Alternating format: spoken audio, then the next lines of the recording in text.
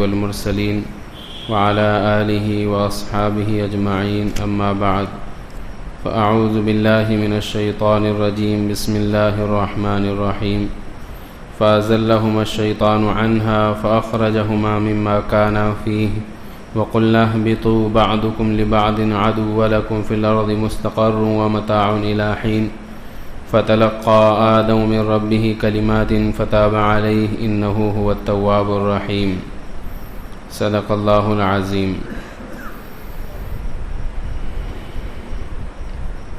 کل ہمارے سامنے یہ بات آئی کہ کس طریقے سے اللہ تبارک و تعالی نے اپنی خلافت کی تمام صفات آدم علیہ السلام میں پائی تو آپ کو زمین کا نائب اور خلیفہ بنانے کے لیے مقرر کیا، اور کس طریقے سے شیطان نے اللہ کے حکم کے خلاف عمل کیا، انکار کیا، کفر کیا، تکبر کیا، اور اللہ کے حکم کے خلاف مصلحت اور حکمت کو تلاش کیا، اللہ کے حکم کے سامنے اپنے سر کو نہیں جھکایا تو اللہ نے اس کو اپنی بارگاہ سے نکال لیا، اور اس کو جو منصب اور اس کو جو مقام اللہ نے عطا کیا تھا وہ سارا اس سے چھین لیا۔ علماء نے لکھا ہے کہ شیطان نے 700 سال تک عبادت کی اللہ کی، اور بھی کی ہے 700 سال تک۔ اس کے باوجود اللہ نے اسے اپنے دربار سے نکال دیا۔ کیا سبق ملا؟ انسان کو چاہیے کہ وہ اپنی اطاعت اور عبادت پہ ناز نہ کرے، بلکہ ہمیشہ اللہ کے اور رسول کے سامنے اور جس کے سامنے اللہ نے جھکنے کے لیے کہا وہاں جھک جائے، چھوٹا بن جائے۔ اس کا خلاصہ ہم نکالیں گے تو نکل کر ہی آئے گا کہ شیطان کو یہ سزا جو ملی وہ اس وجہ سے کہ اس نے اپنے آپ کو بڑا سمجھا۔ اپنے آپ کو بڑا سمجھنا اتنا بڑا گناہ ہے کہ اللہ تبارک و تعالی بعض مرتبہ اس شخص سے ساری توفیق چھین لیتا ہے۔ خاص طور سے قرآن اور حدیث کا جب مسئلہ آئے تو بات سمجھ میں آئے چاہے نہ آئے، آمنا اور صدقنا کہہ دینا چاہیے کہ میں ایمان لایا، اور یہ جو بھی بات ہے اگرچہ میری سمجھ میں نہیں آ رہی ہے لیکن یہ سچ ہے۔ اللہ ایسے شخص کو بچا لیتے ہیں۔ شیطان کو اللہ نے نکال دیا۔ آدم علیہ السلام اور حضرت حوا علیہ السلام سے فرمایا کہ تم لوگ جنت میں رہو، کھاؤ پیو، اور اس مخصوص درخت کے قریب مت جاؤ ورنہ تم اپنا نقصان کر بیٹھو گے۔ کل ہم نے کہا تھا فتکون من الظالمین، کہ اس کا ترجمہ اگرچہ یہ بھی ہے ورنہ تم ظالموں میں شمار ہو جاؤ گے، کر سکتے ہیں یہ بھی ترجمہ، بعض اکابر علماء نے کیا ہے، لیکن بعض دوسرے علماء نے یہ ترجمہ جو کیا ہے جو ہم نے یہاں پر کیا ورنہ تم اپنا نقصان کر بیٹھو گے، اس کو زیادہ بہتر قرار دیا ہے۔ فَأَزَلَّهُمَا الشَّيْطَانُ، شیطان اب شیطان پر یہ فکر سوار ہو گئی کہ کس طریقے سے میں آدم علیہ السلام کو جنت سے نکالوں، کس طریقے سے میں آدم علیہ السلام کو بہکاؤں۔ چنانچہ وہ کوشش میں لگا رہا۔ اس پارے میں بھی تذکرہ ہے، 8ویں پارے میں بھی تذکرہ ہے، اور دیگر پاروں کے اندر بھی تذکرہ ہے۔ کس طریقے سے کوشش کرنے لگا؟ یہاں قرآن کہتا ہے فَأَزَلَّهُمَا الشَّيْطَانُ عَنْهَا، شیطان نے ان دونوں کو ڈگمگا دیا اس سے، فَأَخْرَجَهُمَا مِمَّا كَانَا فِيهِ، چنانچہ جس جنت میں وہ لوگ تھے اس جنت سے دونوں کو نکال دیا۔ اللہ ناراض ہو گئے۔ وَقُلْنَا اهْبِطُوا بَعْضُكُمْ لِبَعْضٍ عَدُوٌّ، اور فرمایا، اور وَقُلْنَا، اور ہم نے کہا، اهْبِطُوا بَعْضُكُمْ لِبَعْضٍ عَدُوٌّ، تم سب اتر جاؤ یہاں سے، تم آپس میں ایک دوسرے کے دشمن ہو۔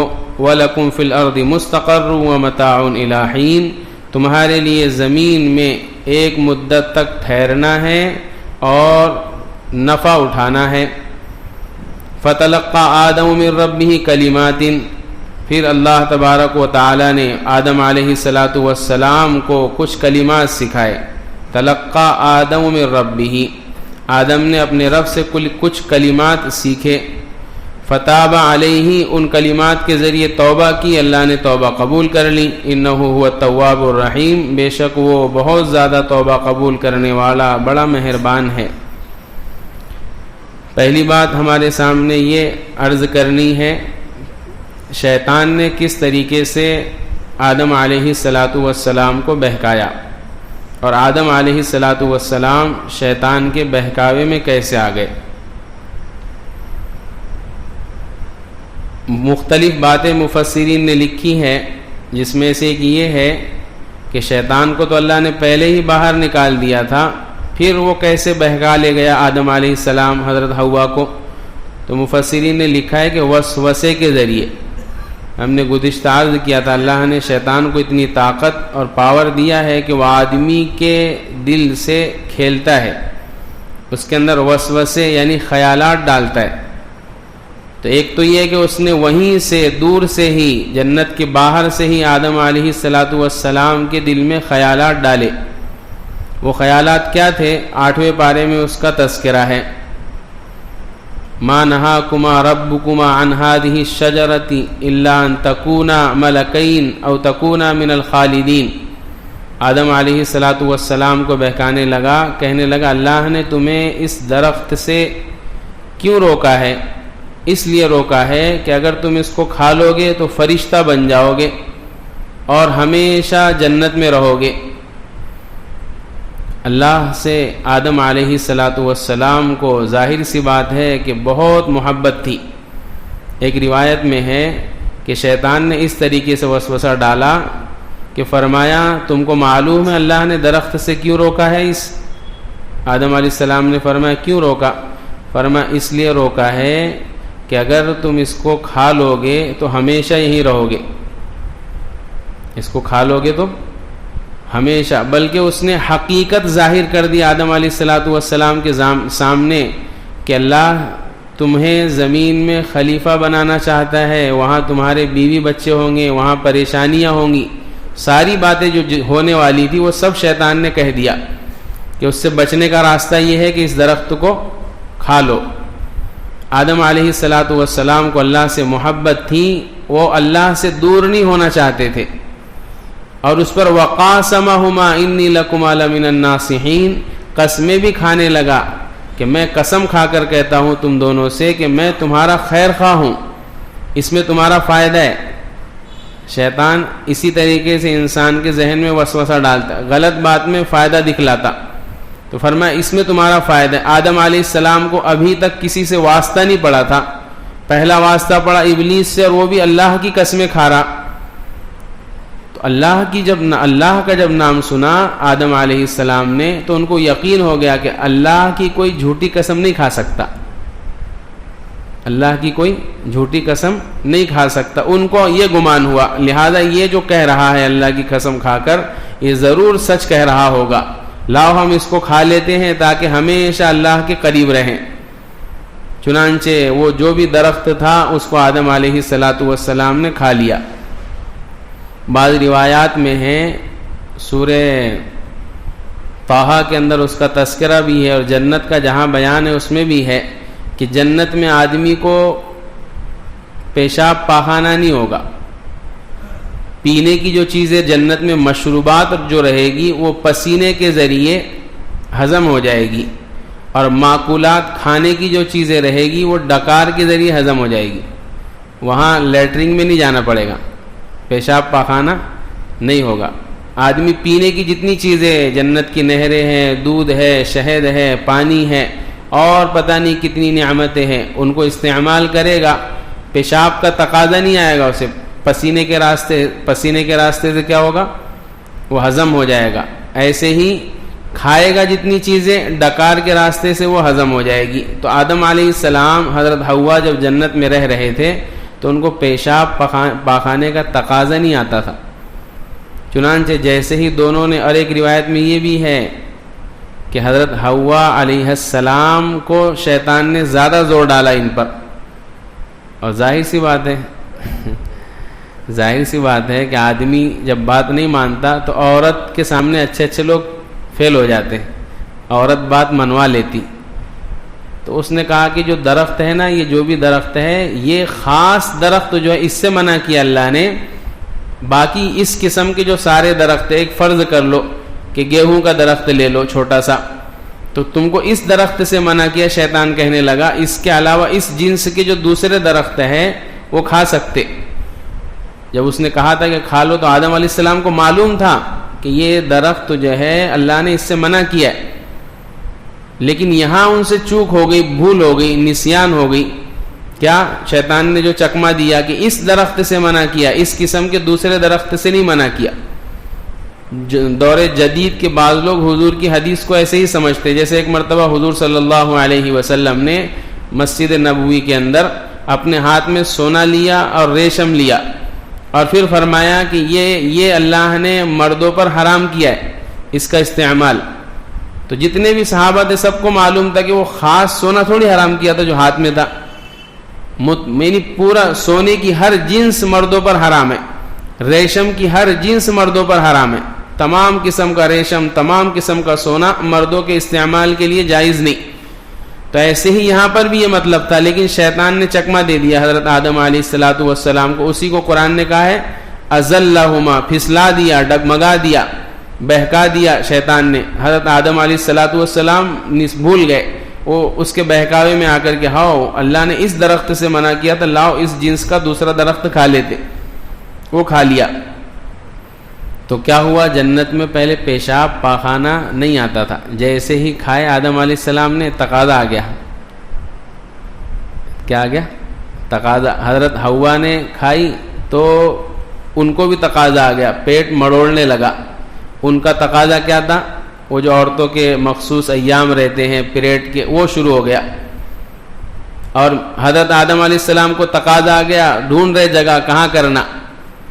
پریشان. جبرائیل علیہ السلام نے بتایا یہاں کرو. جب تقاضا کیا تو اس کی بدبو سے خود پریشان ہو گئے کہ یہ کیا چیز ہو گئی ہمارے ساتھ.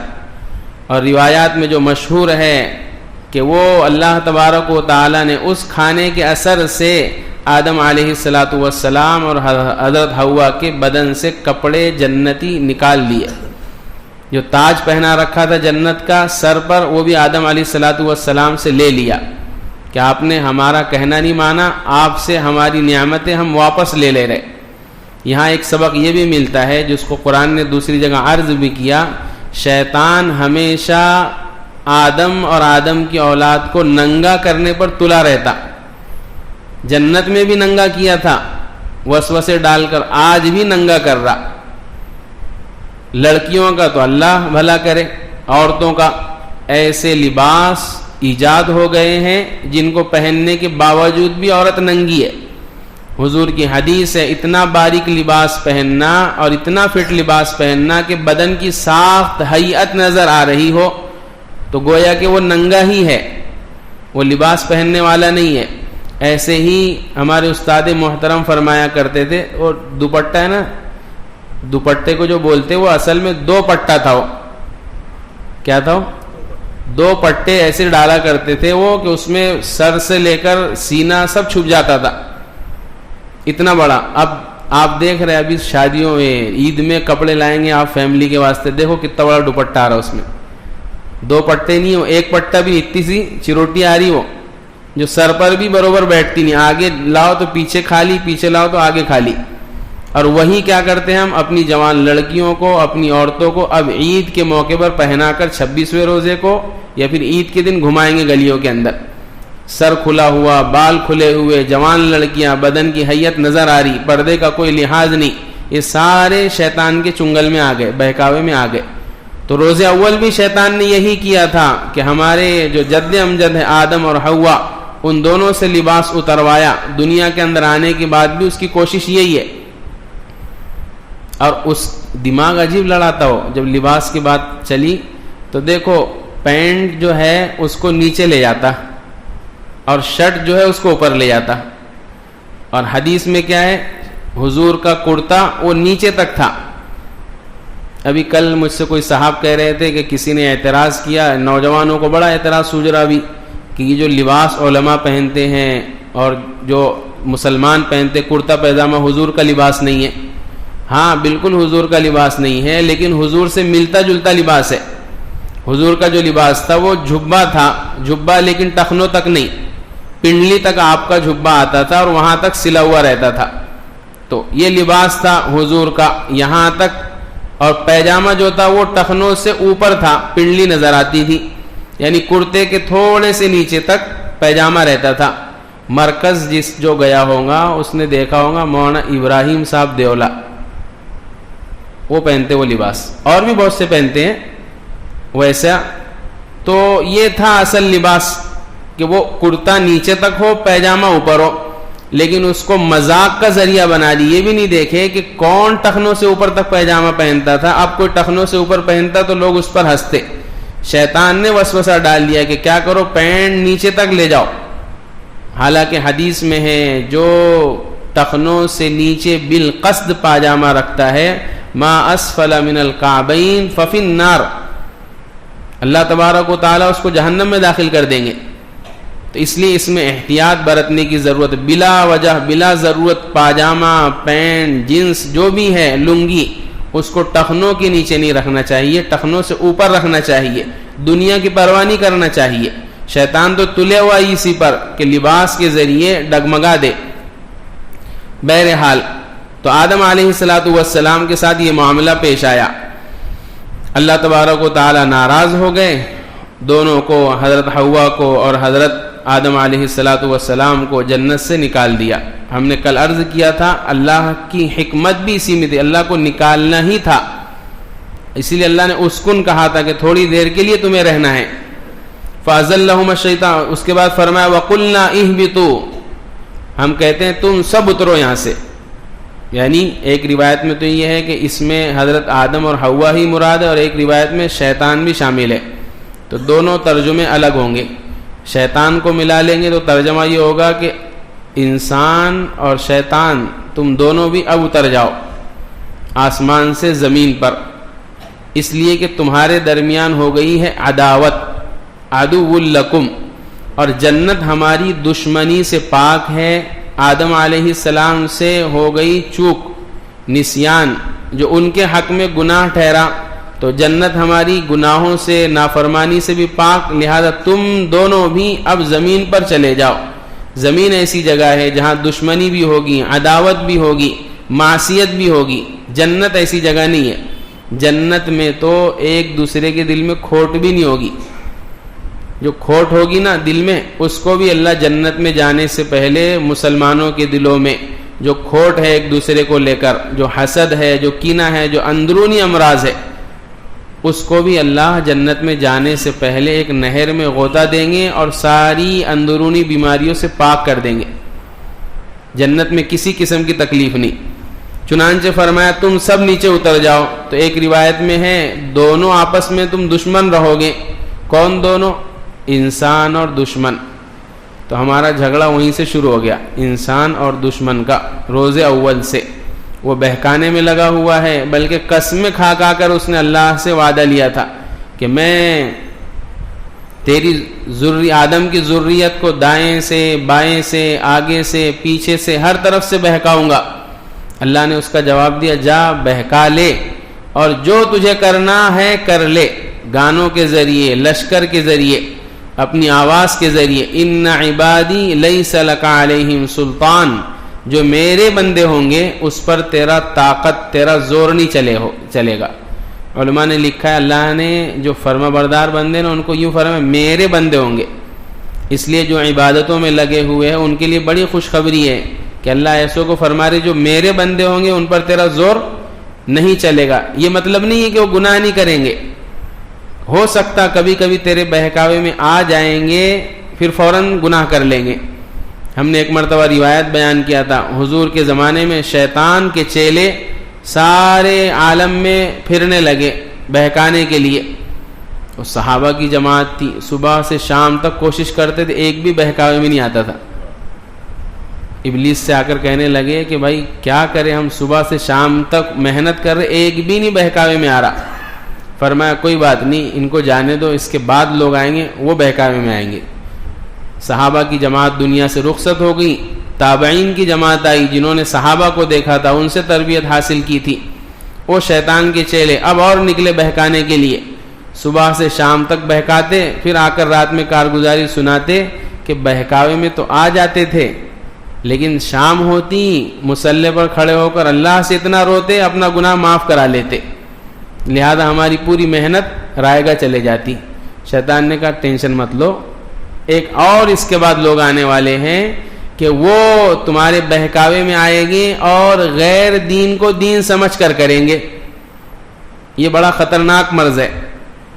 غیر دین، جو چیز دین نہیں ہے اس کو دین سمجھ کر کریں گے، لہذا وہ تمہارے بہکاوے میں بھی آئیں گے اور ان کو توبہ کی توفیق بھی نہیں ہوگی. وہ ہے ہمارا زمانہ، اکثریت امت مسلمہ کی جو دین نہیں ہے. اب ہم دوسرے موضوع پر چلے جائیں گے، بات یہاں پر چھڑی تو، لیکن میں کچھ باتیں عرض کر دوں. جیسے عاشورے کے دن کی نماز دین نہیں ہے، کسی حدیث سے ثابت نہیں ہے سوائے موضوعات کے، اور بے شمار چیزیں ایسی ہیں جو وقت آنے پر لوگ پوچھتے ایسا کرتے کیا، ایسا کر سکتے کیا. تو ایسے جو دین نہیں ہے اس کو دین سمجھ کر کریں گے، تو جب غیر دین کو دین سمجھ کر کرتا آدمی اس کو توبہ کی توفیق نہیں ہوتی. تو یہ وہ زمانہ ہے جو شیطان کے بہکاوے میں امت مسلمہ آ جاتی ہے. تو بہرحال شیطان نے وعدہ لیا تھا کہ میں بہکاؤں گا تیری ذریت کو، اور قسم کھا کر، اور چنانچہ وہ لگا ہوا ہے قیامت تک بہکاتے رہے گا. تو اسی لیے اللہ سے ہمیشہ اعوذ باللہ من الشیطان الرجیم والی دعا کرتے رہنا چاہیے. اللہ شیطان مردود سے میں آپ کی پناہ میں آنا چاہتا ہوں. جب علماء نے لکھا ہے اعوذ باللہ ہے نا، شیطان دو قسم کے رہتے، دشمن دو قسم کے رہتے، ایک رہتا دکھنے والا اور ایک رہتا نہیں دکھنے والا. بولو ڈینجر کون ہے؟ اپن بولتے نا آستین کا سانپ. جو نہیں دکھتا وہ زیادہ خطرناک ہے، جو دکھتا اس کے لیے اللہ نے قرآن میں حکم دیا کہ اگر تمہارے مقابلے پہ آ رہے ہیں تو ان سے جہاد کرو. جو نہیں دکھتا اس کو کیسے ہرائیں گے؟ دکھتا ہی نہیں ہو تو فرمایا اس کو ہرانے کی ضرورت نہیں ہے، تم اس سے بچ کر ایک قلعے میں چلے جاؤ اللہ کے، اعوذ باللہ من الشیطان الرجیم کہہ لو. اب تم اللہ کے قلعے میں آ گئے، شیطان کے تمام واروں سے محفوظ ہو گئے. اس لیے آدمی کو اعوذ باللہ من الشیطان الرجیم اور قل اعوذ برب الفلق، قل اعوذ برب الناس، اس کو کثرت سے پڑھنا چاہیے تاکہ شیطان کے ہر قسم کے وار سے اللہ اس کی حفاظت کرے. تو ایک تو یہ مطلب ہے بعضکم لبعض عدو کا کہ شیطان اور انسان دشمن رہیں گے، اور دوسرا مطلب یہ ہے کہ بعضکم لبعض عدو کہ تم انسان ہی آپس میں ایک دوسرے کے دشمن رہو گے. یہ بھی بات صحیح ہے. بھائی بھائی میں دشمنی ہے، باپ بیٹے میں دشمنی ہے، رشتہ داروں میں دشمنی ہے، محلے والوں کے ساتھ دشمنی ہے، دوسروں کے ساتھ دشمنی ہے. وہ اسی وجہ سے جو اللہ نے قرآن میں بیان فرمایا تم آپس میں ایک دوسرے کے دشمن بنے رہو گے. چنانچہ اور ساتھ میں یہ بھی فرما دیا وَلَكُمْ فِي الْأَرْضِ مُسْتَقَرٌّ وَمَتَاعٌ إِلَىٰ حِينٍ، زمین میں ہم تمہیں اتار رہے ہیں مستقر، ایک مدت کے لیے، اور ایک مدت تک رہیں گے، ایک مدت تک فائدہ اٹھائیں گے. وہاں پر بھی تمہیں ہمیشہ نہیں رہنا ہے. ایسا نہیں کہ اب جنت سے نکال دیے تو ہمیشہ زمین پر رہو گے، نہیں، وہاں پر بھی ایک متعین مدت. وہ متعین مدت دو قسم کی ہے، ایک تو آدمی کی موت اور دوسرا قیامت. آدمی اپنی موت تک زندہ رہتا ہے، فائدہ اٹھاتا ہے کائنات سے، اور دوسرا قیامت آئے گی تب ختم ہو جائے گا سب کچھ. آدم علیہ السلام کو زمین پر اتار دیا گیا، چونکہ آدم علیہ السلام کو تو اللہ سے بڑا عشق تھا. علماء نے لکھا ہے اتارنے کے بعد آدم علیہ السلام 100 سال تک روئے. کتنے سال تک؟ اور اتنا روئے، ایک روایت میں اتنا روئے کہ قیامت تک جتنی اولاد آدم روئے گی تمام کا آنسو بھی ملا لینا تو آدم علیہ السلام کے آنسو کے برابر ہی نہیں کر سکتی. اتنا روئے اللہ سے. وہ کہتے نا جب کسی سے محبت ہوتی تو جدائی برداشت ہی نہیں ہوتی. تو آدم علیہ السلام تو اللہ کے عاشق بن چکے تھے، انسان ہی کے اندر وہ صفت ہے جو اس کو اللہ کا عاشق بناتی. اسی لیے جو اللہ کا عاشق ہوتا اللہ کہتا قربان ہو جا میرے نام پر، قربان ہو جاتے.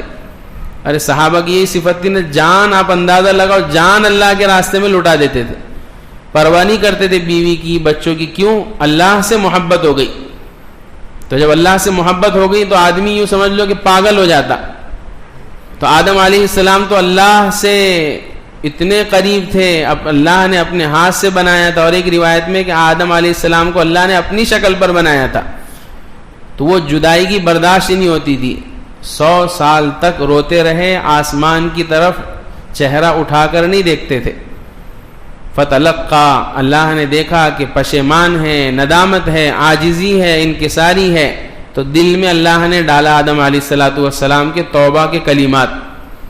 فتلقا آدم من ربہ، آدم علیہ السلام نے اپنے رب سے کچھ کلمات سیکھے. وہ کلمات کی تفسیر قرآن کی دوسری آیات میں ہے. ربنا ظلمنا انفسنا وان لم تغفر لنا وترحمنا لنکونن من الخاسرین. دونوں مل کر دعا کر رہے آدم اور حوا، اے اللہ ربنا ظلمنا انفسنا، ہم نے اپنے اوپر بڑا ظلم کر لیا. وان لم تغفر لنا، اگر آپ نے نہیں معاف کیا، وترحمنا، اور رحم نہیں کیا، لنکونن من الخاسرین، تو ہم تو نقصان اٹھانے والوں میں سے ہو جائیں گے. فتاب علیہ، اللہ نے کیا کر لیا؟ توبہ کر لیا، توبہ ان کی قبول کر لی. آدم علیہ السلام کی توبہ قبول کر لی اور فرمایا انہ هو التواب الرحیم، جو بھی اللہ سے توبہ کرے گا اللہ تو رحیم ہے، اس کی توبہ قبول کر لیں گے. رحیم، یہاں پر اللہ نے رحیم کہا. توبہ قبول کرنا اللہ پر لازم نہیں ہے، وہ تو اللہ مہربان ہے. تم توبہ کرو، اللہ خوش ہو جاتے ہیں، مہربان ہے، توبہ قبول کر لیتے ہیں. تابہ یتوب، توب کے معنی ہی آتے ہیں معصیت چھوڑ کر اطاعت کی طرف چل دینا. معصیت یعنی گناہ اور نافرمانی چھوڑ کر اللہ کی فرمانبرداری کی طرف آ جانا، اس کو کہتے ہیں توبہ. آدم علیہ السلام نے توبہ کر لی، حضرت حوا نے بھی ساتھ میں توبہ کر لی، اللہ نے دونوں کی توبہ قبول کر لی. یہاں ایک بات لکھی ہے، عیسائیوں نے ایک عقیدہ گھڑا ہے. آپ جانتے ہیں عیسائیوں کا عقیدہ ہے کہ اللہ نے عیسیٰ علیہ السلام کو جو سولی پر چڑھایا ہے وہ اس لیے کہ نعوذ باللہ آدم علیہ السلام سے جو گناہ ہوا تھا، جس کی سزا پوری انسانیت کو دی گئی، اس کا کفارہ لیا گیا حضرت عیسیٰ علیہ السلام. ان کا عقیدہ ہے کہ اللہ نے پھر اپنے بیٹے کو نعوذ باللہ دنیا میں بھیجا اور انسانیت کا کفارہ لینے کے لیے ان کو سولی پر چڑھا دیا. بالکل بیہودہ اور غلط بات ہے. قرآن کہتا ہے اللہ نے توبہ قبول کر لی آدم کی. جب اللہ نے توبہ قبول کر لی تو پھر حضرت عیسیٰ علیہ السلام کو اپنا بیٹا بنا کر بھیجنا اور سولی پر چڑھانا، یہ ساری چیزیں بے فائدہ. اسی سے عیسائیوں میں تو آج بھی ہے، ان کے پادری کے پاس جاؤ، جو لوگ گناہ کر لیتے، خوب گناہ کرتے، اس کے بعد پیسے لے کر جاتے، پادری کو پیسے دے دیتے اور پھر کچھ کلمات پڑھ کر پھونک دیتا، منتر ونتر کہتا جاؤ تمہارے سب گناہ معاف ہو گئے. یہی رواج مسلمانوں میں بھی چل پڑا. کسی بزرگ کے پاس جاتے ہیں، کسی عالم کے پاس جاتے ہیں، کسی درگاہ پر جاتے ہیں، کسی ولی کے پاس جاتے ہیں، نذرانہ چڑھا دیتے ہیں، مجاور کہہ دیتا جاؤ تمہارے سب گناہ معاف. اللہ کے علاوہ دنیا کے اندر کوئی ہستی نہیں ہے جو گناہ کو معاف کرے. سیدھی سی بات ہے، قرآن کا اعلان ہے، اللہ کے علاوہ کوئی ہستی نہیں ہے جو کسی دوسرے کے گناہ کو معاف کر دے. لہذا سراسر دھوکہ ہے اور ظلم ہے، کوئی معاف کر ہی نہیں سکتا، اللہ معاف کر سکتے بس. اس لیے جب توبہ کی ضرورت پیش آئے وہاں پیسے بھی نہیں لگتے، اللہ کے یہاں پیسے بھی نہیں لگتے. اللہ کا نظام ایسا نہیں آؤ رسید پھاڑو، آؤ نذرانہ پیش کرو، کچھ نہیں. ہمارا نذرانہ ہے کہ ندامت کے ساتھ آؤ، 2 آنسو بہاؤ، توبہ لے کر جاؤ. سارے گناہ اس پچھلے دنیا میں جو تم نے کر رکھے ہیں اس کو اللہ ایسے مٹاتے ہیں کہ فرشتوں کو بھی یاد نہیں رہتا. روایت میں کل قیامت کے دن اللہ ایک دم آمنے سامنے بلائیں گے بندے کو، اور اللہ کو معلوم ہوگا کہ اس نے کون سا گناہ کیا، فرشتوں کو بھی نہیں معلوم. اللہ اس سے اقرار کرائیں گے پردے کے درمیان، کہیں گے ہاں میں نے کیا تھا، اللہ آپ کو معلوم ہے. فرمایا جا میں نے معاف کر دیا، تو نے توبہ کیا تھا میں نے معاف. اس لیے روزانہ توبہ کرنا چاہیے. کیا ہے؟ سب سے بہتر شخص وہ ہے خیر الخطائین التوابون. یہ کمال نہیں ہے کہ آدمی گناہ ہی نہیں کر رہا، اچھی بات ہے، بچتے رہنا چاہیے، لیکن جہاں گناہ ہو جا رہا ہے تو اب وہاں پر ڈٹنا نہیں چاہیے کہ ارے یار اپنے تو روز گناہ ہو جا رہا. نہیں، ہو جا رہا ہے تو روزانہ توبہ کرو، روزانہ. اسی لیے استغفار ہے. اللہ نے استغفار اسی لیے دیا کہ اپنے گناہوں کو استغفار کے ذریعے معاف کراؤ. صحابہ نعوذ باللہ گنہگار نہیں تھے. وبالاسحار هم یستغفرون، اس کے باوجود سحری کے وقت میں استغفر اللہ کرتے بیٹھے ہوئے، اللہ سے معافی مانگتے بیٹھے ہوئے. تو یہ صفت اپنے اندر لانا ہے. اچھا، یہاں پر ایک بات یہ ہے کہ اللہ نے آدم کو توبہ کی توفیق دی، ابلیس کو کیوں نہیں دی؟ گناہ غلطی دونوں سے ہوئی نا. ایک نے سجدہ نہیں کیا اور آدم علیہ السلام کو درخت کے قریب جانے سے منع کیا تھا، ان سے بھول ہو گئی. تو آدم کو تو توبہ کی توفیق دے دی، ابلیس کو توبہ کی توفیق نہیں دی. یہ تو ناانصافی ہے نا. اس لیے نہیں دی. آدم علیہ السلام کو اس لیے توبہ کی توفیق دی کہ ان میں انابت تھی، پشیمانی تھی، اور انہوں نے گناہ جان بوجھ کر نہیں کیا تھا، انہوں نے جانتے ہوئے نہیں کیا تھا، بلکہ شیطان نے دھوکے سے کروایا. جیسے ہی اطلاع ملی فوراً اللہ سے توبہ کرنے لگے. اس لیے جو بھی غلطی سے، غفلت میں، کسی اور طریقے سے گناہ کر لے، توبہ کر لے، اللہ معاف کر دیتے ہیں. اور شیطان کو توبہ کی توفیق اس لیے نہیں دی کہ شیطان نے جان بوجھ کر کیا تھا، ضد میں کیا تھا، سرکشی میں، کہ اس کو بولے سجدہ کر تو ایسا نہیں کہ وہ سمجھ نہیں پایا. ارے جیسے اعلان کیا کہ آج پہلی رکعت میں تراویح میں جو ہے سجدہ ہے، تو اب کوئی سمجھ نہیں پایا، وہ سمجھ رہا رکوع بول رہے، رکوع میں چلے گئے، یہ غلطی.